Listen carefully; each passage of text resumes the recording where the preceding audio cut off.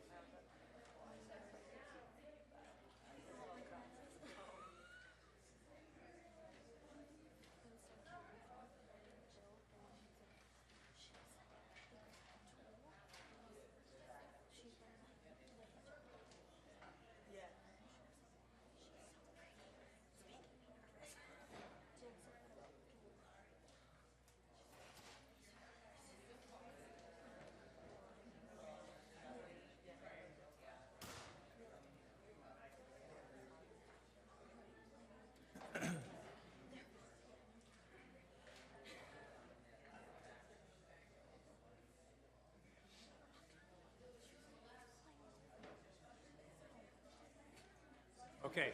Maybe this time I'll keep going, but I'm glad you all are here. Welcome everybody to our closing celebration and student award ceremony. And I wanted to kind of focus on that term celebration. Right? So what are we celebrating here? I guess depends on who you ask. Because you ask some people, they might be celebrating like, made it through. Friday, made it through, you know. And for some of us, we still got another hour because we're still, working at this expo that we do every year. And from that perspective too, I mean, it's the celebration and the kind of the relief is, we're hoping that we're able to, work hard enough to make this the best experience possible for those students who are involved in presenting their work throughout the year. So, this used to be called just a closing ceremony, and then a few years ago, they changed the title, and I believe it was Dr. Tom Marlowe who suggested this title. And at first I thought, wow, that's a long time to put in certain places on the calendar and things like that. But I think it really does capture what we're trying to do here. Because from my perspective, there's two things that I like to mention in this closing ceremony, and one of them is the energy that we feel. Even when today, like when things are over, kind of like we, completed Petersheim week exposition, and we've done our work, we've shown our work, and we've been on for presentation, and that's that was really good. It was exciting. It was a lot of energy involved and things like that. It's great. The other part of it too was just this time to recollect, to look back on what we've done this past week, what we've seen this past week, who's done what and showed us what, and that type of thing. And that, I think, is something that we can really, further appreciate today, because what we'll be doing later on today is having, a collection of some of the student presenters throughout the week are here today to share with us some of the work that they've done, right? And we'll get a chance to, hear them speak about their own work briefly a little bit later. And so I really enjoy this ceremony a lot. So, as part of taking us into that reflection, I want to introduce to you Father Colin Kay, who has agreed to lead us in our opening prayer. But just a little background on Father Colin. So he attended Seton Hall Prep, and he served 4 years in the Army, and after that he attended the Immaculate Conception Seminary, and that was in 1988. And then he was ordained in the Archdiocese of Newark in 2005. He was director of the Center of Vocation and Servant Leadership, and he supervised the work of the University of Champlain South Orange campus, the DOVE, Division of Volunteer Efforts here on campus, and also the Champlain of the IHS campus in Nutley, Clifton. Significantly now, his role is Vice President of Mission and Ministry here on Seton Hall campus, and so I'd like, very honored to introduce Father Colin Kay to lead us in our opening.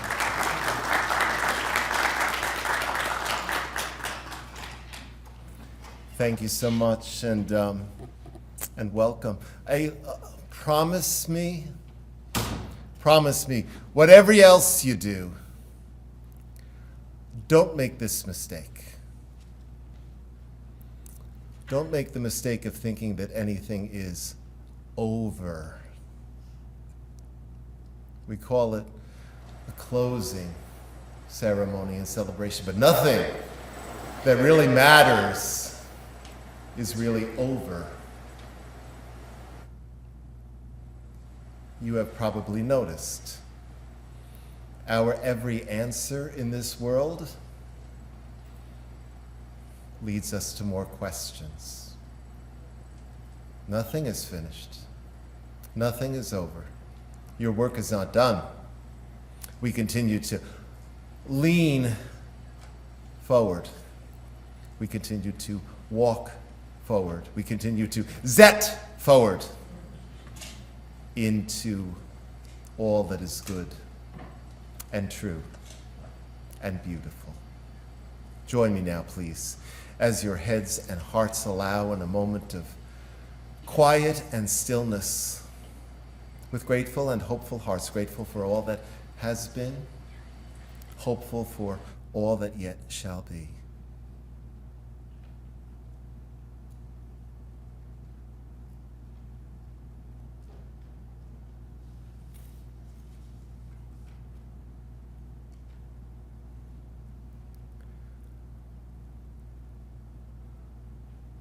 Lord, bless us,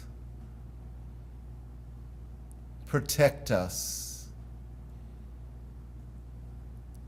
and guide our steps along the way to justice, to peace,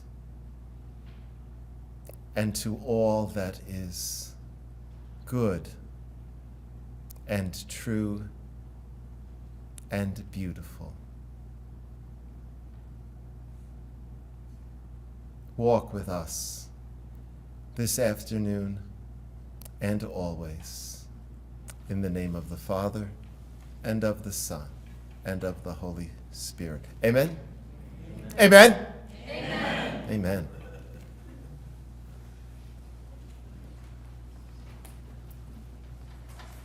Thank you so much, Father. That's great. Okay. So next, I would like to call up Dr. Jose Lopez to share with us a few opening remarks.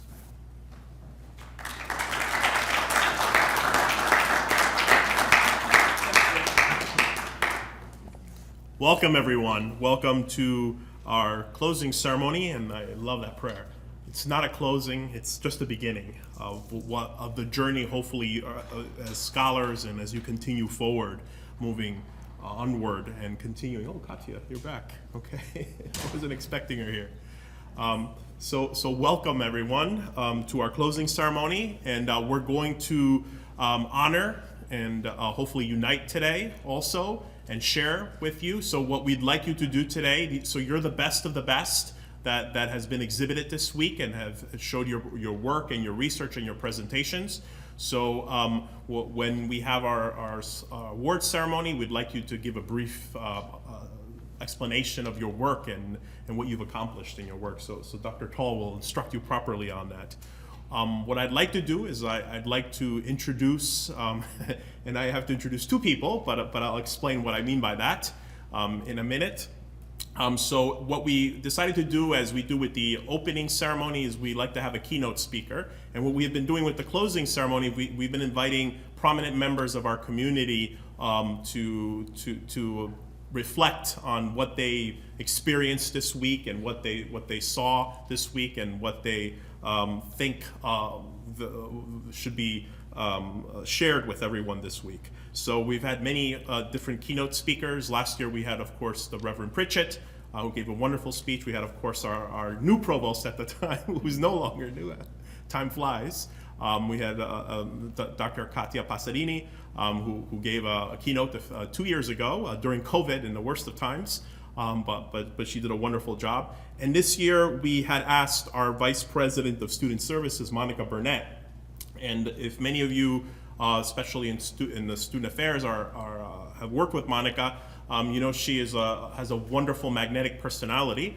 And she told Suli and me earlier this week that she was going to be on jury duty, and I had sort of nudged Suli. I said, they're going to pick her because, I mean, why? She's the type of person that is going to get put on the jury because, so what of course happened was she got picked for jury duty. We did have a sort of a brief introduction about her, and I'd like to just talk about a little bit of her accomplishments and then introduce our keynote speaker, who will be giving a keynote speaker in her name. Monica Burnette came to Seton Hall in 2013. Prior to that, she had decided to dedicate her life to student affairs and working with students. She graduated from the University of California, Davis, and then went on to do a bunch of different things, including going to the Art Institute and getting a certificate, and then went on to the Teachers College of Columbia University and got her master's degree in higher education and higher and post-secondary education. And then from there became an alumna of Seton Hall University by getting her doctorate in higher education leadership, and in particular in the sub-area of management and policy in 2017. She worked, as I mentioned, she has dedicated her life to working with students. She worked for Kaplan, which of course many of you might be aware for ACTS and SATs and such like that. She also worked as for the Art Institute of California in San Francisco, went on to work in admissions and academic affairs coordinator at the University of California, Berkeley, went on to then work at Columbia University as an assistant director in admissions and financial aid, was an advising dean within the advising center at Columbia University, and then joined us in August of 2013 as the director of our academic resource center. She then went on, after a few years, to become the director of special projects, working under, at the time, Vice President Gottlieb, Tracy Gottlieb at the time. And then she went on to become the assistant vice president for student affairs, and then the associate vice president and chief of staff for student affairs. And then for a brief period of time, she was the interim vice president of student affairs. And as of December of 2001, so roughly a year and a half or so now, she has been our vice president of student affairs. So that is who our keynote speaker is. But in her place, we have another wonderful member of our community who works with Monica Burnette, with Dr. Burnette. And many of us know him because he's been here a very long time. Winston Roberts, he's the Assistant Vice President for Student Services. And he received a Bachelor's of Science degree in Communications from the University of Albany, SUNY Albany, and then went on to work there as an apartment coordinator. So I think that's kind of get what you did there.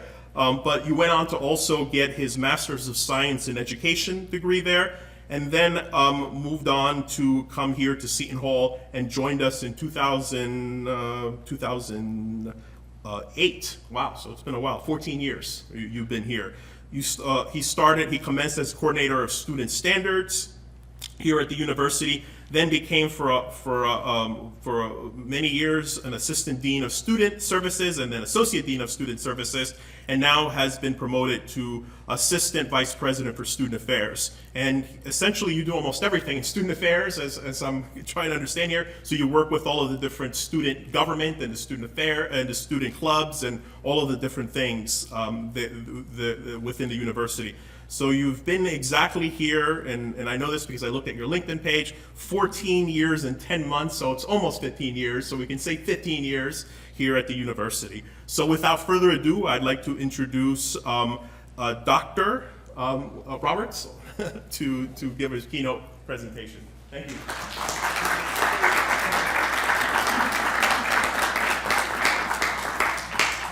We're almost there, almost there. I'm in dissertation now, so hopefully soon I'll have earned that title. But thank you for being here. I tried my best to match the Great Minds theme because I'm in the presence of such.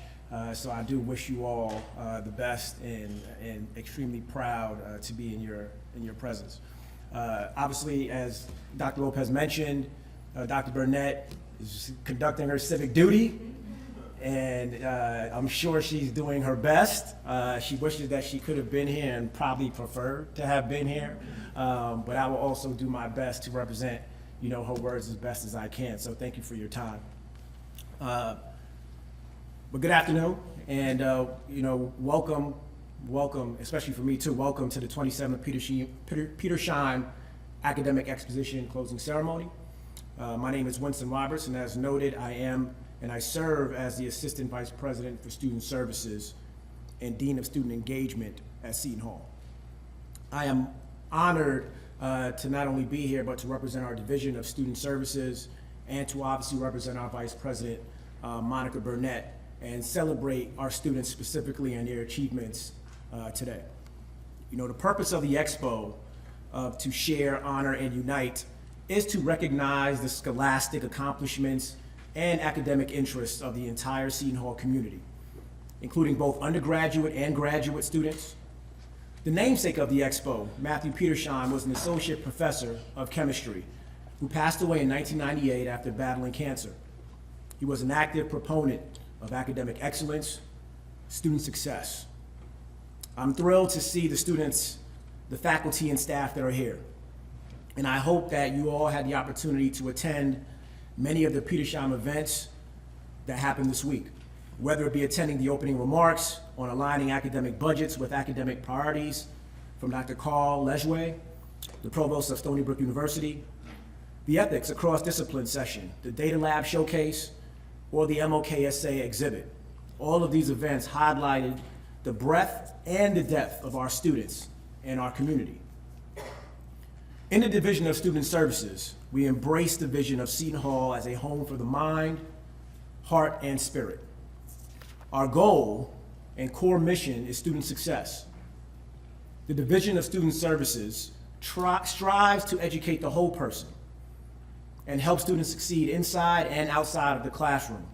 We focus on academic success, campus inclusion and community, student engagement, student wellness, support, safety, and security.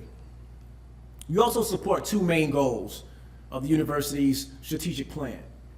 The first focuses on creating a premier student experience that is equitable and consistent and strives to improve student retention, persistence, and graduation rates. Students are encouraged to become thoughtful and impactful global citizens. The second goal is to advance diversity, equity, inclusion, and social justice efforts on campus and beyond.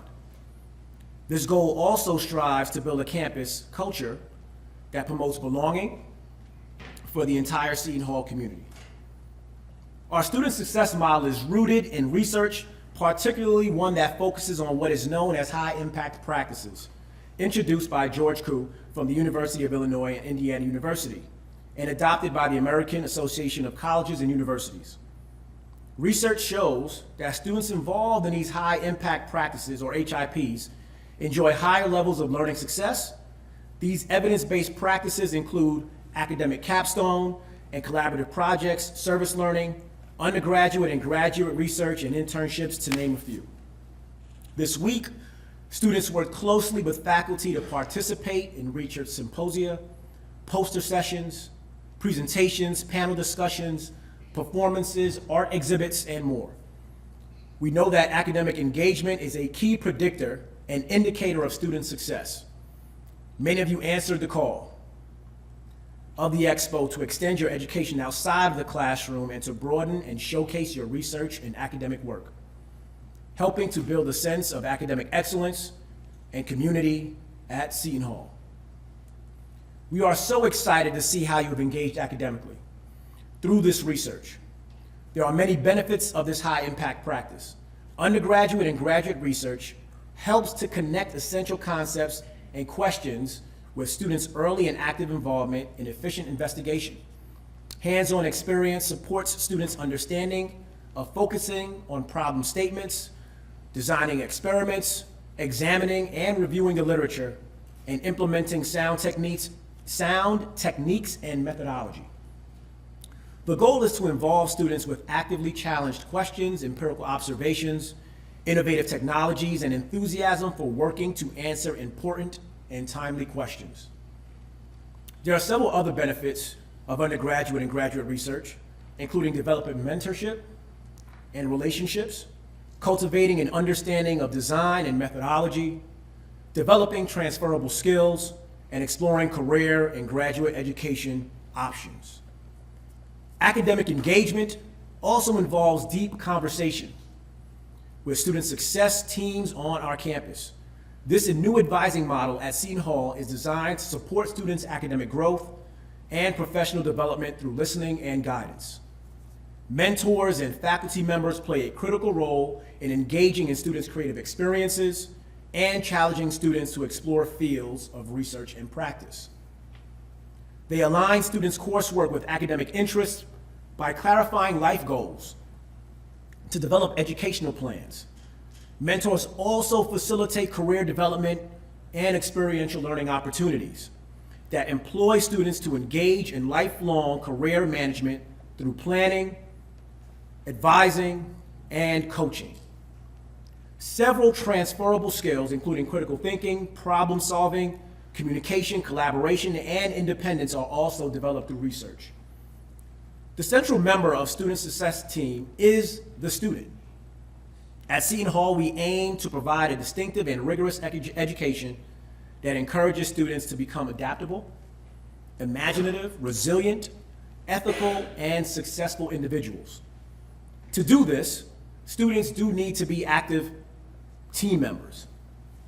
This means taking ownership and responsibility of their academic journey by being responsive, prepared, and curious, as evidenced by the students we have here today. Thank you, students, for investing in your academic journey and showcasing your work at the Petersheim Expo this week.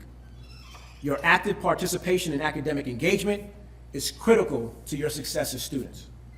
With that, I'd like to close with a quote from Dr. Martin Luther King Jr., which says, "The function of education is to teach one to think intensively and think critically. Intelligence plus character, that is the goal of true education." I encourage all of us to continue to engage academically, think intensively and critically, and continue to build our character and integrity at Seton Hall. These characteristics will set us up for success in all of our future endeavors. Congratulations again to our students for answering the call and continuing to thrive academically here at Seton Hall. Please continue to take care of yourselves and to take care of each other. Thank you again, and go Pirates.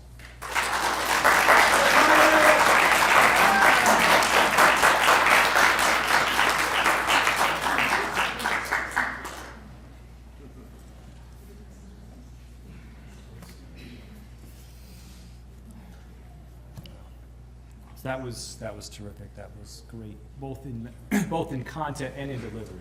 That was wow. Okay, so at this point now, what I want to do is hear more great stuff from those students who are here to receive their award. And so what I have here is certificates of your award. And the certificates say on them, Petersheim Student Travel Award presented to student for a distinguished presentation at the 27th Annual Petersheim Exposition. And so what I want to do is I'm going to call you down individually, and I just want you to just stand, side by side with one another up in the front here. And we'll hold our applause until all the names have been read. Okay? And this is in no particular order, so it's just a random order. If I mispronounce your name, I really apologize, and just do heads up for something that sounds like your name in case I do a bad job. Okay, so Sadia Raza.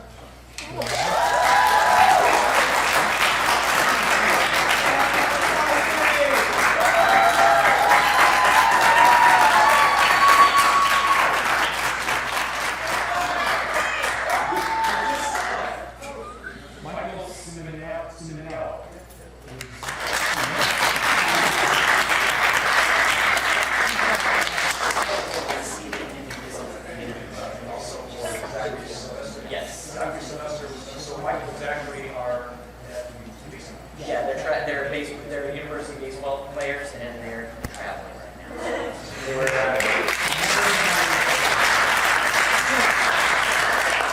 Sarah Fry.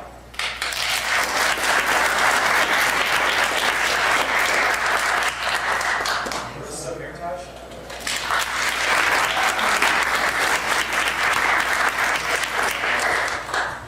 Alexandra Amalek.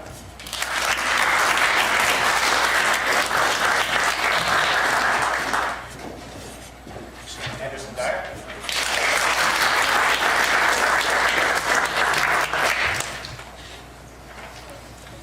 James Gillespie.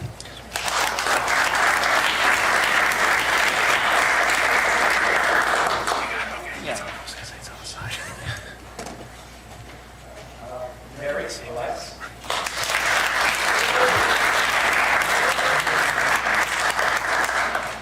Luis Castillo.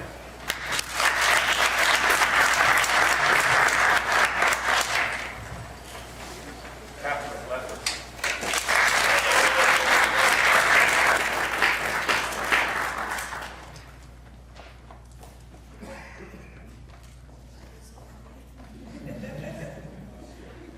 Matthew Lewis. Ricardo. Diana Malcoma.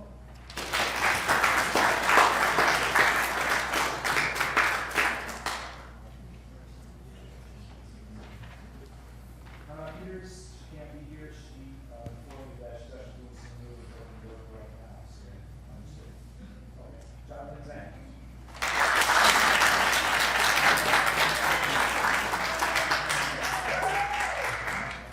Tatiana Reniko.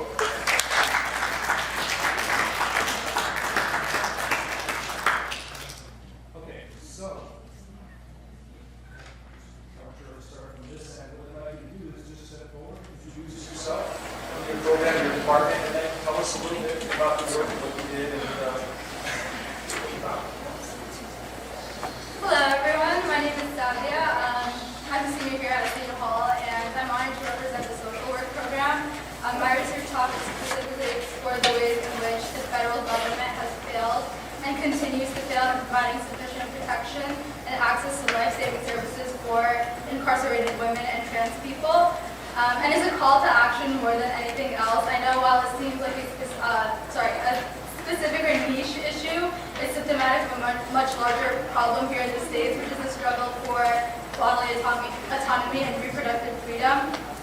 So I want to be explicit, women's rights and trans rights are human rights, and I think we as students going out into the world, occupying positions of power and influence, are obligated as a result of our privilege to advance justice, equity, and agency on the policy, organizational, and individual level for communities at the crux of oppression, specifically those impacted by the debilitating experiences of incarceration. Thank you.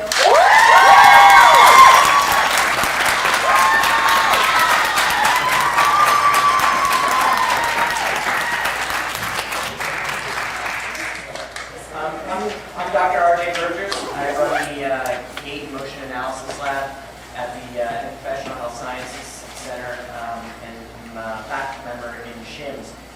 Zachary Sylvester and Michael Simonello are undergraduate students in biology, and they're also members of the baseball team. I'm I was doing a baseball-related study, so they were the perfect guys to be on my research team. They did a wonderful job, and I couldn't believe how well they understood the topic until they presented it. I knew they were doing a great job until I watched, and I said, wow, they really got it. So I was very proud of them.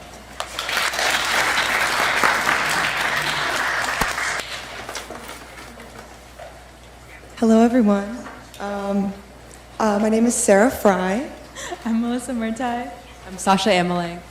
I'm Sydney Dyer. and we're all juniors in the School of Diplomacy and International Relations, and we did this project for our Sustainable Development class. Our project, Water Working for Women, is an irrigation infrastructure development project proposal, which is located in Škoder County, Albania, for the purpose of improving women's empowerment and agency in agriculture. This project, we intend to introduce 3 different types of solar-powered irrigation pumps in order to measure how improved farming technologies will be able to help women's empowerment and labor roles. So the reason we chose this topic is because my family is Albanian, and when I visit in the summers, I get to firsthand see the significant development issues and how to properly implement them.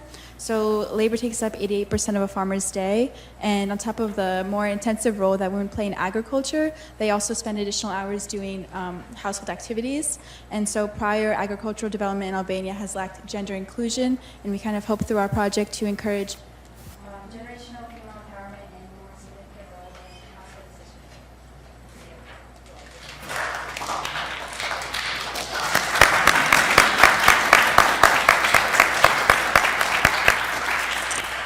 How's it going, everyone? My name is James Mizveski. I'm a third-year Ph.D. candidate in the Department of Chemistry and Biochemistry. I work in the separations group under the mentorship of Dr. Nicholas Snow.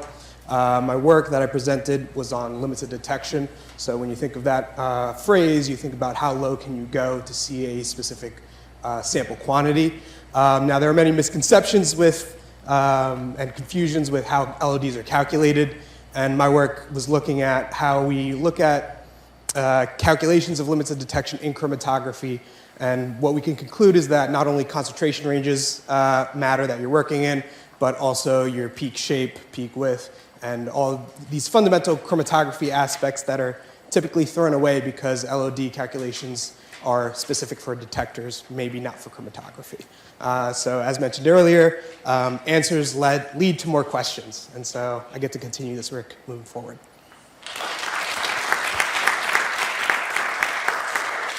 Hi everyone, my name is Mary. I'm a third-year chemistry student here at Seton Hall. I started my undergraduate research here about a year ago as part of Dr. Gorin's research group, and it has been an incredible experience. I have been studying the catalytic activity of thiocyanines and their kinetics dependency on wavelength and light intensity. So my research specifically focuses on the use of light filters, which allow light to pass through at specific wavelength regions in order to degrade a thioether and produce singlet oxygen.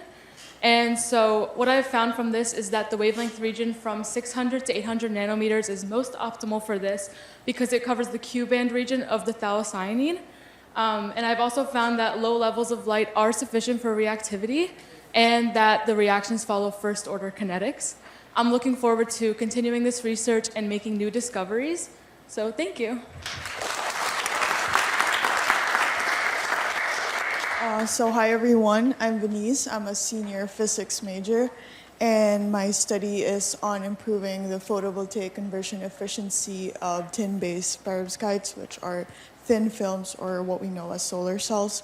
So as we all know, the world is currently mainly satisfied by exhaustible gases and natural gases. So one alternative to this global crisis is through photovoltaics or solar cells. And in our research, we've developed 27 device structures, and from that 27 device structures, we've determined an optimum device structure, which is an ITO substrate, or tin indium oxide with methyl ammonium tin iodide sandwiched between tin oxide and nickel oxide with a silver metal back contact. I know it's a lot. But overall, the PCE, or the photovoltaic conversion efficiency, is at 21.84%, which is pretty good considering that commercialized thin films or solar cells are currently at 20 to 25%. Thank you. Hi, everyone. I'm Catherine Lefferts. I'm a first-year PhD student in the biology department. I was also here for my master's and my bachelor's, so I'm just trying to collect all the degrees. I'm under the mentorship of Dr. Jessica Cottrell, and my research has been focusing on, usually, when people work in laboratories, there's a very flat surface. We put cells in that little flat surface, that little plate, and then we study them. Or we have to study them in higher organisms, something like a mouse or something higher than that even. And we've been developing a 3D model for bone. So we take little undifferentiated cells and we tell them to basically become bone cells. We create a little structure for them. And then we have successfully managed to build what are 3D bone organoids. So we don't have all the components of bone. We don't have like the blood vessels that are surrounding them or anything. But structurally, we have successfully produced bone, which is very exciting. And then my research focused on studying the effect of a hormone and a trace element on the bone homeostasis, so meaning the overall natural health and balance of the bone. And I am going to be continuing this work as I go on.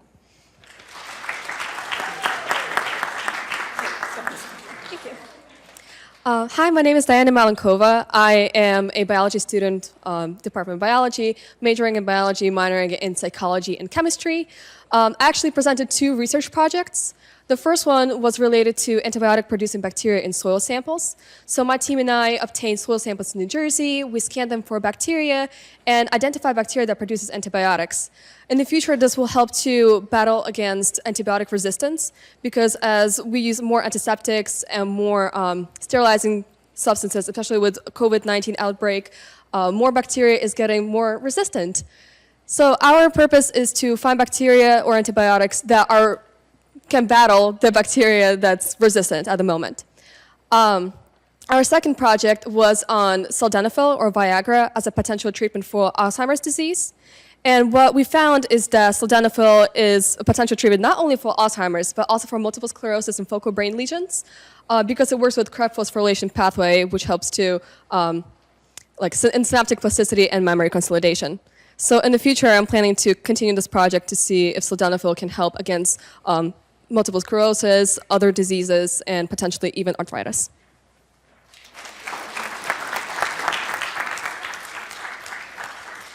Hello. Hello, everybody. My name is Jonathan. I'm a sophomore biology major. I'm an early career investigator at the Institute of Neuroimmune Pharmacology, led by Dr. Chang, my mentor. Thank you. So my research is on the innovative use of how to use in silico tools, specifically IPA, to perform knockouts and study specific signaling pathways. So I use that to study specific signaling pathways relating to drug addiction in HIV patients. And I study specific dopamine neurotransmission genes, and I showed how those are related in specific drug addiction pathways. And from there, by knocking out these specific dopamine-related genes, I could see a decrease in drug addiction in those HIV patients. And not only is this tool, this innovative use of in silico tools, can be used to study HIV and drug addiction, it could also be used to study other diseases, not just HIV. This innovative use of these bioinformatic tools can be applied to any other topic, not just HIV and drug addiction, and can be used to see other diseases and other signaling pathways involved in those diseases.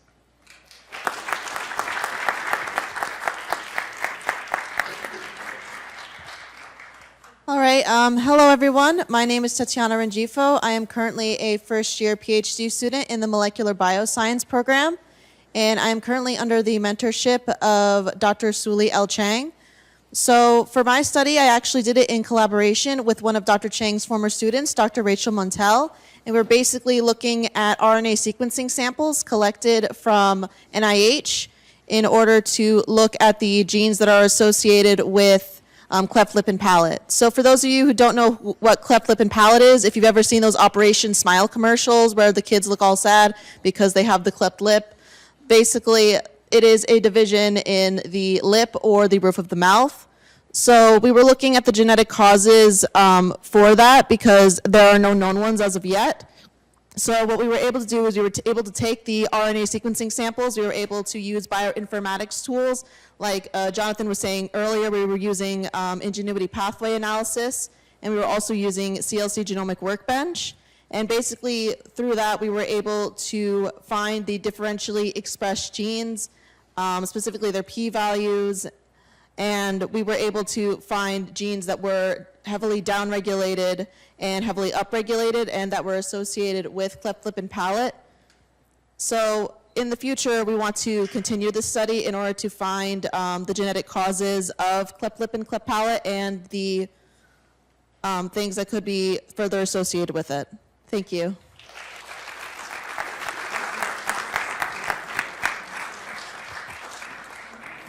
Thank you all. And let's just have one more big round of applause for all.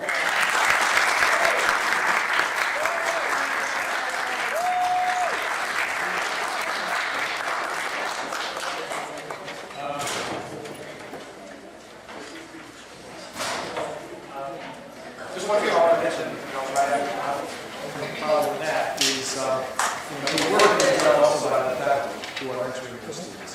Some of you are here today.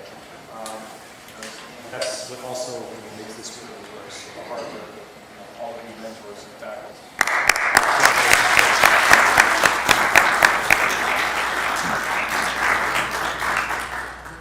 So I was going to invite our provost to speak, but or if she has a representative who would like to say a few words. I think she just got a quick phone call. Okay. All right. So I provide a commercial break. Well, actually, maybe... She said it was longer than a phone call. So if you'd like to say something. All right, Dr. Jonathan, you can... On behalf of the provost. Yeah, it's been a great week. I've tried to dip into as many of these panels as I can, and it's really impressive. Yet when you teach, you have a sense of, seeing your own class and saying, my classes are pretty good. It's even more impressive when you see other people's classes because you don't know what they're talking about. And so it was delightful. I saw people in history, people in science, and was really thrilled. So congratulations on your work and on taking, as Winston said, quoting Monica, really get on with your education and make the most out of it. And those of you in the room are the ones who have really done that by going extra mile and done this presentation. So we've got your back. We hope you do much more, and we'll help you however we can. And have a good weekend celebrating your accomplishments so far.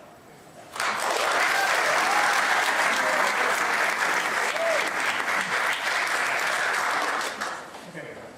So now I'd like to invite up to the front here Dr. Sue Chang, who is professor in the biology department. She's also the head of the INIP, Institute of Neuroimmune Pharmacology, here at Seton Hall, for maybe some closing remarks.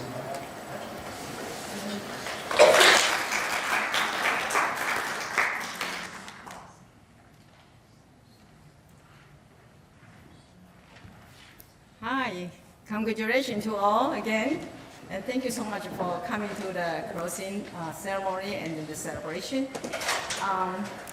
In the past 2-3 months, Academic Expedition Committee, we are getting anxious about the coming event because we know this year shall be another successful event. And then expecting to be successful, we are nervous about whether it will be successful or not. So we were so diligent to work on every detail for the opening ceremony first. Because as if we say, after the opening is done, then it will be just smoothly done. But then after the Monday, we have very successful opening ceremony. Then we start saying, how about next event? How about next event? So we actually paying attention to every event throughout the week. And so actually, I feel pretty stressed so far. But then, seeing everybody come up to talk about your research, sharing with what your experience. It's really made me feel so worthy, all this stress. So thank you, and also congratulations again. And every year, since I've been doing this for many years, every year I kind of walking around, looking around and asking myself, is anything different this year? And particularly this year, I actually want to share with you that when I visit with the poster, listen to the talk, including the faculty's presentation, I come to see that our faculty actually put into the research, into their courses. And yesterday at the biology symposium, when I mentioned this, so many students told me that, yes, Professor so-and-so, Dr.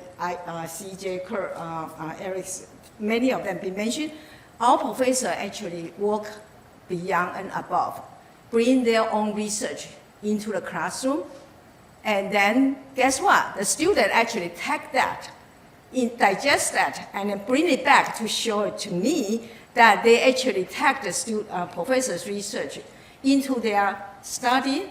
And I was so very happy because that reminds me that many years ago when I was biology chair, I told the faculty that we should have a research-focused course curriculum. I kind of seeing that coming back or showing that more and more this academic exposition event. So I'm very, very happy, and thank you all. Thank you all the faculty to support the student. Also, this is our 3rd year. We have faculty research presentation. I think our faculty actually take the lead or serve the role model to help to show how their research is being presented. I hope that you get opportunity to attend their presentation. If not attended, please take a look at the video recording. Everything's been recorded for their presentation. Okay, and on behalf Dr. Lopez, the co-chair with me, I would like to thank all the presenters, including faculty, students, for their wonderful presentation, undergraduate, graduate research. As you mentioned here, the winner shared their presentation. And then also the faculty sponsor for all the students' presentation, also the entire Expo committee. And also, I would like to thank financial support from the Provost Office, from College of Arts and Sciences, and then University Student Affairs, and then on my own INIP. Thank you for the finance support. And Father K led us to have a prayer, say that we shall begin the preparation for next Expo 2024. And I actually remember last year in the closing, that was also my closing remark. Yes, our celebration today actually is also beginning our next year's preparation. So all the Expo committee members all are ready, and then our students, we'd like to see you continue your presentation. Faculty, I really hope that I'd like to see you appreciate your continue to support our students, and then make the research and the course teaching actually integrate to each other. Thank you. And also, one news is Expo's committee's debriefing meeting is May 16 at 1 o'clock. We will send out the invitation. Hope you can join us. And that will have a lunch provided by INIP. Thank you.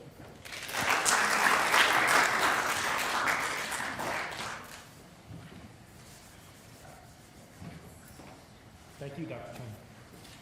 Okay, so this concludes our ceremony. So I'd like to once again thank everybody for coming, congratulate everybody on their hard work, and invite you to have some refreshments with us right outside here for a little while this afternoon. All right. Thank you again for coming.